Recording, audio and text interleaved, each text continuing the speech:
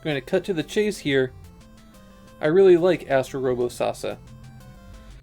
This is a Famicom-only sequel to an MSX computer game, and it still has that early computer game where they figured out one cool trick and they used it every way possible kind of vibe.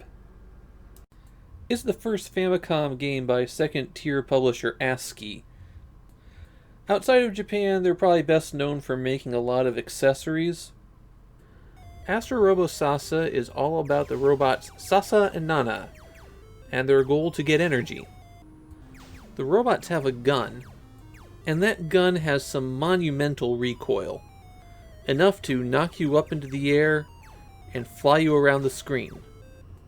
Every shot uses up 1 energy, and your goal on each stage is to collect all of the energy tanks, or at least get rid of all of them.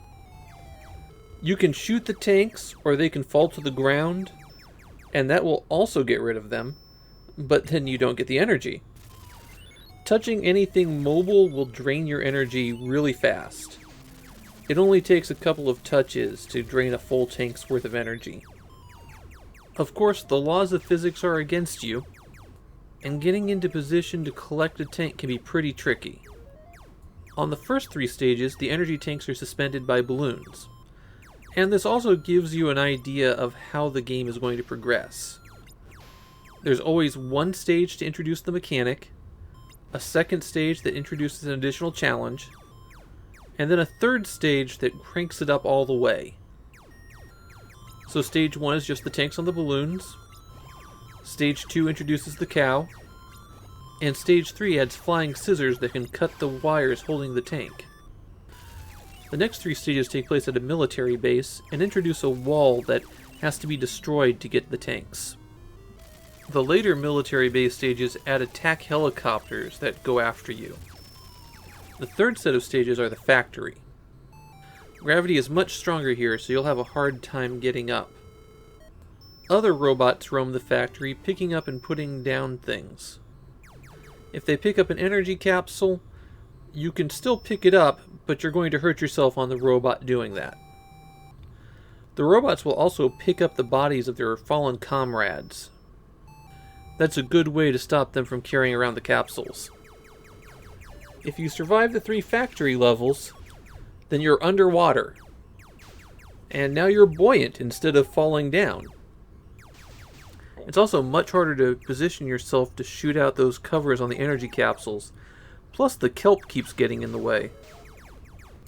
On the later underwater stages, reaching the top of the screen hurts you. And if you survive the underwater stages, which I couldn't while I was playing earlier, then you go to space for the final levels. So what Astro Robos SASA is doing is taking the basic concept of using propulsion in 4 directions and some variable physics to give you a real variety of challenges here. The most annoying part of this game is how long it takes to blow apart the walls protecting energy capsules. It can take a long time to get through those, and sometimes you can only get off 1 or 2 shots before you've propelled yourself away from them. When you're playing, don't overlook the fact that you can go off the left-hand side and come back on the right. It's not as safe of a maneuver in this game as it is in some others, but it can help you navigate.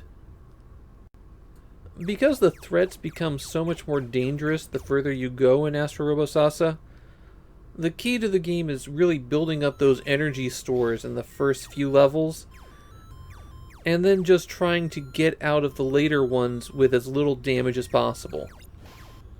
It might be better to destroy an energy capsule rather than risk the extra damage collecting it. When you're just playing by yourself, energy capsules give you 100 energy. But when you're playing 2 players, energy capsules give you 250 energy. That gives you the obvious strategy of starting a 2-player game and letting Nana sit down there on the ground by herself, while SASA flies up and collects energy. You can usually get through the first 3 stages with Nana alive, not doing anything. Doing that will get you 1350 extra energy. If you are playing 2 players, watch out because Nana and Sasa can shoot each other and it hurts a lot. There's one final trick to Astro Robos Sasa, and that's karaoke mode.